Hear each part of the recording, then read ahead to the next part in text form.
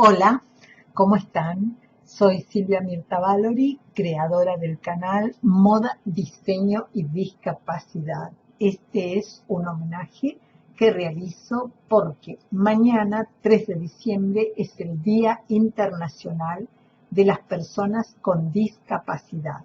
Y me gusta transmitirles algo de lo que he escrito, que es muchísimo lo que he escrito, pero específicamente esto, que es cuerpo, emociones y discapacidad. Este es un ensayo inspirado en la disertación que se realizó en el aula número 2 del Instituto de Investigaciones Dino Germán. El expositor fue el profesor Miguel Ferreira de la Universidad Complutense de Madrid y fue en el año 2006-2007 aproximadamente, la verdad que ya no me acuerdo. El moderador fue Adrián Escribano y empezaba con la discapacidad como objeto de análisis de la sociología. Yo tomé apuntes y en base a esos apuntes hice este escrito que ahora les voy a leer y contar. Es interesante reflexionar que cuando hablamos de discapacidad estamos hablando de personas. Nos tiene que quedar grabado que al decir discapacidad nos estamos refiriendo a personas. Y la mayoría de las veces cuando se aborda un análisis y se quiere llegar a una conclusión, no aparecen las personas con discapacidad, sino que están las instituciones benefactoras que trabajan para o trabajan por las personas con discapacidad. La peor de las preguntas posibles que nos podemos formular es, ¿qué es la discapacidad? Este querer saber, querer desentrañar qué es la discapacidad, elude la cuestión de fondo, ya que lo que es la discapacidad depende de lo que colectivamente definamos que es la discapacidad. Si preguntamos el por qué, por la sustancia, pretendemos que la discapacidad sea un estado inamovible del ser, y no lo es, porque el término discapacidad, el concepto discapacidad, es un concepto que evoluciona según las épocas, las sociedades y las personas.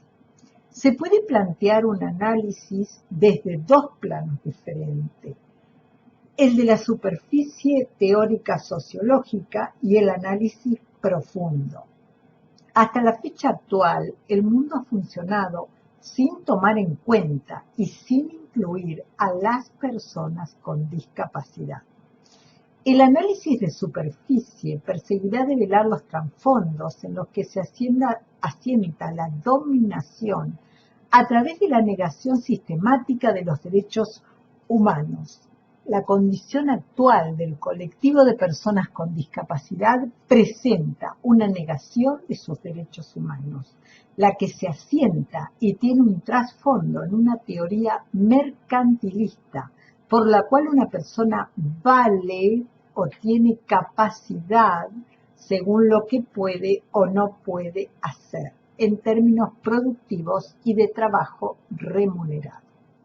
Se puede decir también que existe un modelo religioso, la idea del Dios que castiga, del algo habrá hecho o por algo será, la teoría también de que son ángeles en algunas religiones y demonios en otras. La condición de persona con discapacidad despierta en las personas religiosas una idea de que hay que ayudarla, ofreciéndole limosna o con actos caritativos para atenuar de alguna manera los propios pecados de los de quien ofrece la limosna, para obtener una aprobación de un Dios que siempre está mirando, observando, juzgando, calificando.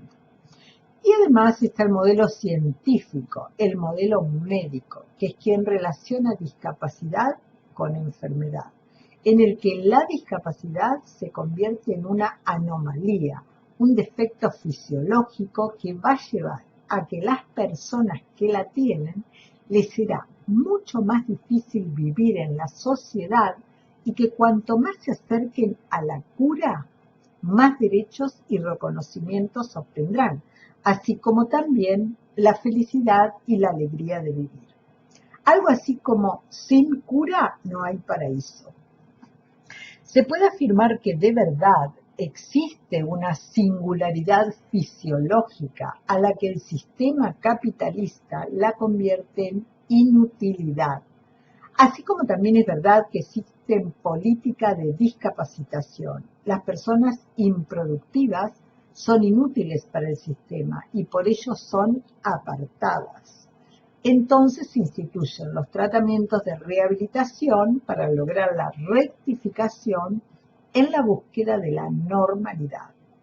Cuanto más nos acercamos a la normalidad, más derecho vamos adquiriendo y ejerciendo. A mayor discapacidad, mayor es la vulneración y violación de los derechos. Existe un modelo jerárquico de relaciones donde quien no tiene discapacidad se considera superior a aquellas personas que la tienen. Y esto opera a un nivel subconsciente. En género, en la perspectiva de género, ocurre lo mismo. Los modelos relacionales de género instalan o colocan a las mujeres en una posición de subordinación respecto a los varones. Tanto el género como la discapacidad son construidos socialmente y se fundan en mitos, estereotipos y prejuicios que determinan la discriminación que se habrá de soportar por tener determinados atributos y pertenecer a estas categorías. Actitudes más barreras simbólicas y psicológicas igual barreras arquitectónicas. Si las ciudades fueran pensadas y construidas solo para personas que usan sillas de ruedas, por ejemplo, las personas que caminamos utilizando piernas y pies estaríamos en problemas, y llenas de moretones porque soportarían golpes a mitad del cuerpo. Las puertas serían muy anchas, pero también muy bajas, y les dolería mucho la cintura y la espalda al tener que agacharse cada vez que quieras franquear alguna. Es inevitable observar que hasta el momento solo se ha construido para personas que andan sobre sus dos piernas en estado de bipedestación.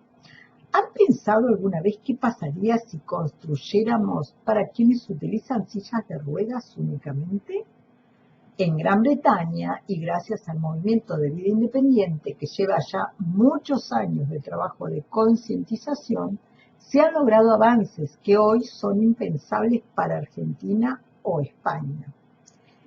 En el análisis en profundidad es donde va a intervenir el cuerpo y también debe intervenir la sociología crítica para la deconstrucción de esas lógicas de dominación. Vamos a citar a la película El Padrino porque es como un referente en este tema. Con la película se pueden ilustrar dos cuestiones, la de hábitus de Bourdieu y la de biopolítica de Foucault. El hábitus crea cuerpos socialmente discapacitados con la propia connivencia de las personas portadoras de esos cuerpos.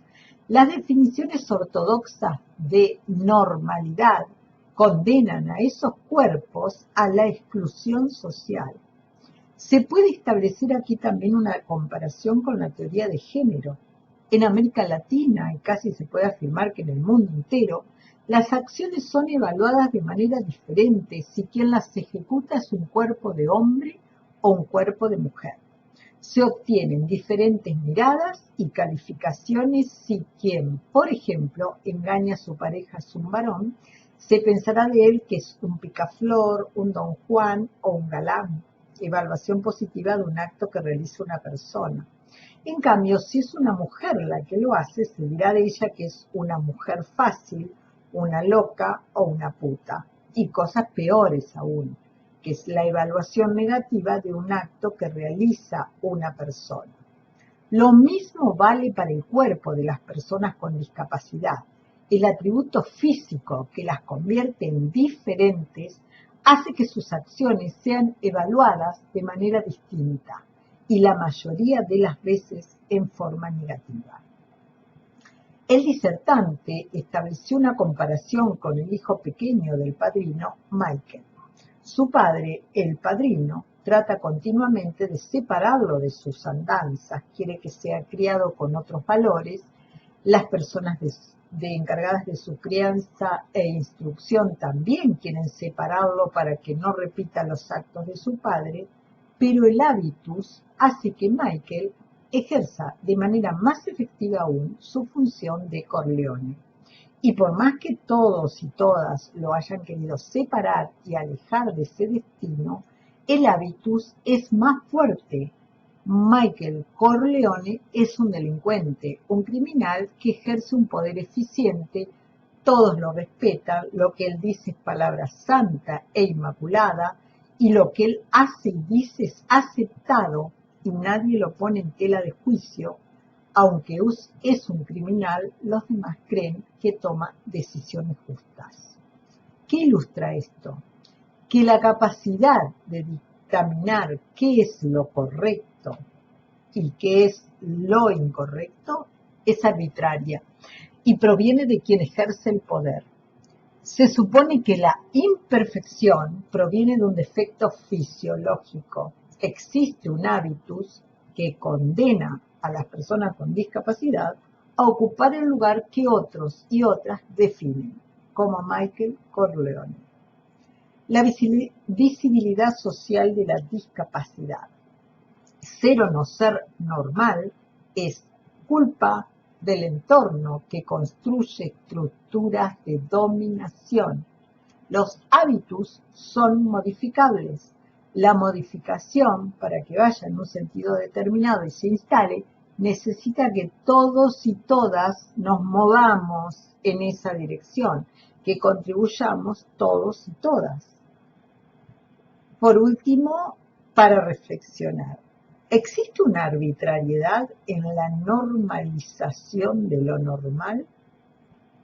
¿Podemos reconstruir la experiencia cotidiana de la discapacidad al margen de esos marcos de referencia?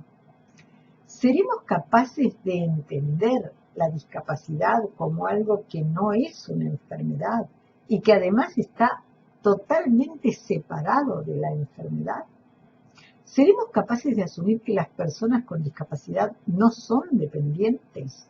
¿Seremos capaces de pensar a las personas con discapacidad iguales en interdependencia que las personas sin discapacidad?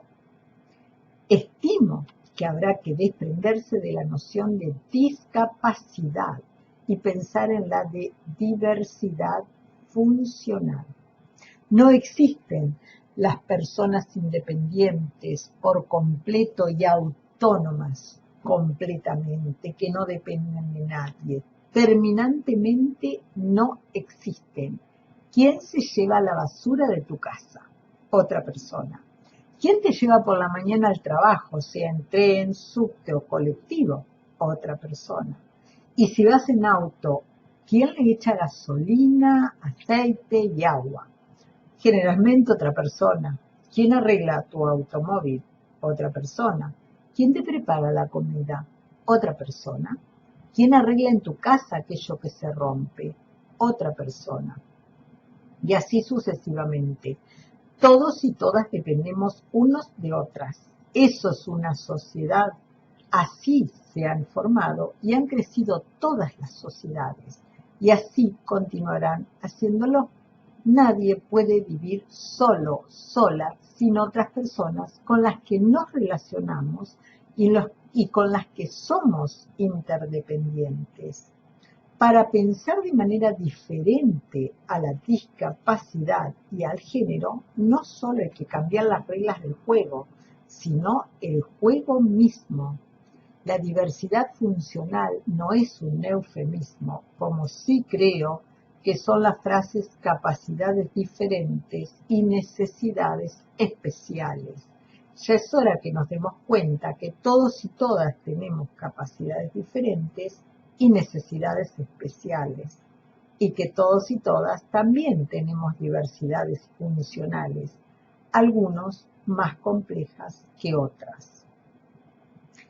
Por último, ahora sí les voy a decir lo que estuve reflexionando hace un rato, que es tarea bien difícil definir qué es la discapacidad, ya que es un concepto que evoluciona según las épocas y el avance de las sociedades, y también según la disfuncionalidad que tiene cada persona.